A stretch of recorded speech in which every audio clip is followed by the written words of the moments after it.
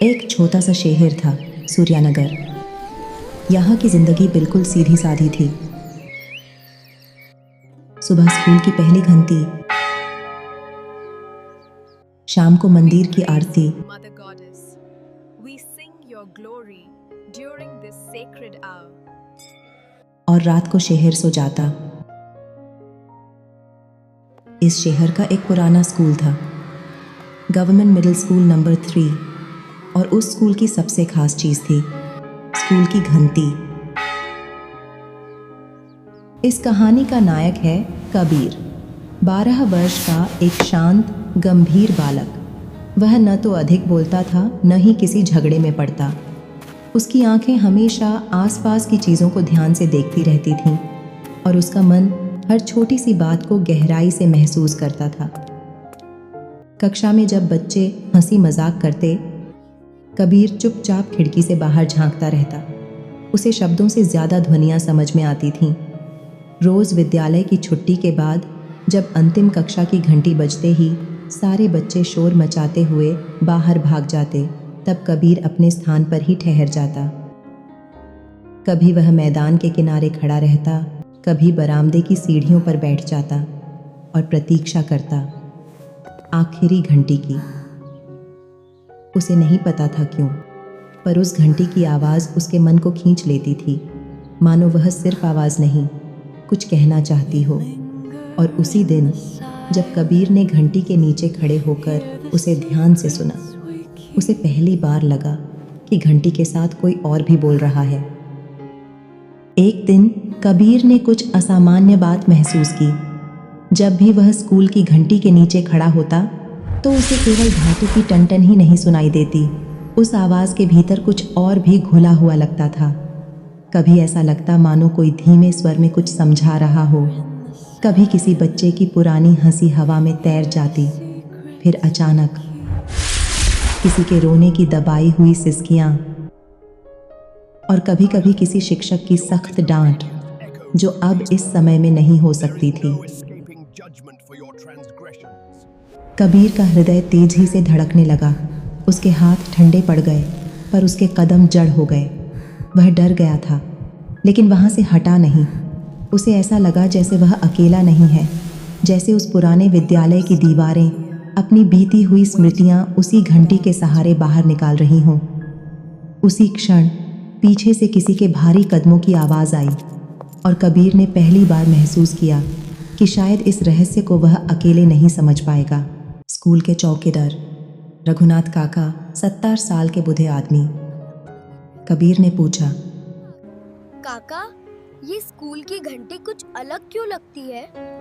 काका ने गहरी सांस ली और बोले, बेटा, ये घंटी सिर्फ स्कूल बैंड होने का सिग्नल नहीं है। ये उन लोगों की यादों का बोझ है जो यहाँ कभी अधूरे रह गए। बहुत साल पहले एक टीचर थे, मास्टर डेव, जो हर बच्चे को अपना सपना पूरा करते देखना चाहते थे।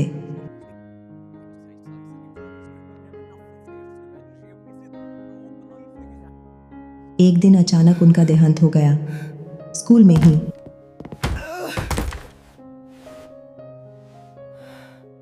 उस दिन आखिरी घंटी बज ही नहीं पाई।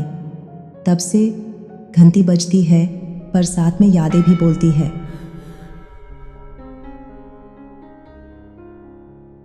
उस रात कबीर सो नहीं पाया। उसने सोचा, शायद घंटी तब तक शांत नहीं होगी जब तक किसी का अधूरा सपना पूरा ना हो। अगले दिन कबीर ने स्कूल असेंबली में एक छोटा सा स्पीच दिया। उसने कहा, ये स्कूल सिर्फ मार्क्स के लिए नहीं, सपने पूरे करने के लिए है।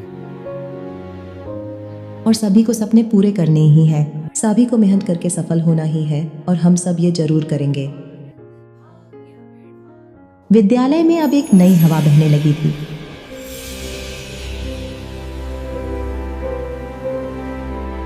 शिक्षकों ने पढ़ाई के साथ साथ नए एक्टिविटीज शुरू की, ड्राइंग, म्यूजिक, स्पोर्ट्स।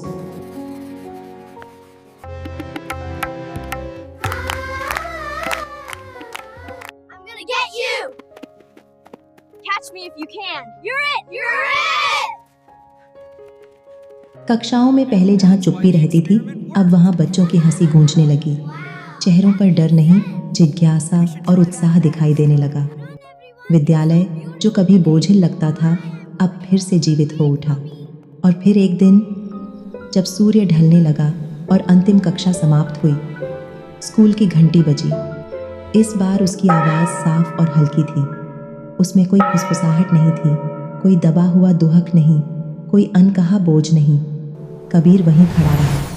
उसने ध्यान से सुना और पहली बार उसके मन में शांति उतर आई। उसे महसूस हुआ कि कुछ बदल चुका है, जैसे विद्यालय ने अपनी पुरानी पीड़ा छोड़ दी हो। उसी क्षण कबीर की नज़र सामने खड़े रघुनाथ काका पर पड़ी, जो उसे चुपचाप एक संतुष्ट मुस्कान के साथ देख रहे थे। रघुनाथ काका हल्की मुस्कान के साथ बोले, बेटा, लगता है अब मास्टर देव को शांति मिल गई। उनकी आवाज़ में न रहस्य था, न ही कोई डर, सिर्फ अपनापन और संतोष। कबीर ने धीरे से विद्यालय की ओर देखा। वही पुरानी इमारत, वही बरामदे, वही घंटी, पर अब सब कुछ अलग लग रहा था। उसने गहरी सांस ली। पहली बार उस घंटी से उसे कोई भय नहीं लगा। घंटी अब यादों का बोझ नहीं, बल्कि एक नई शुरुआत की शांत घोषणा बन चुकी थी। सूर्य अस्त हो रहा था और विद्यालय सुकून की चुप्पी में धीरे धीरे डूब रहा था।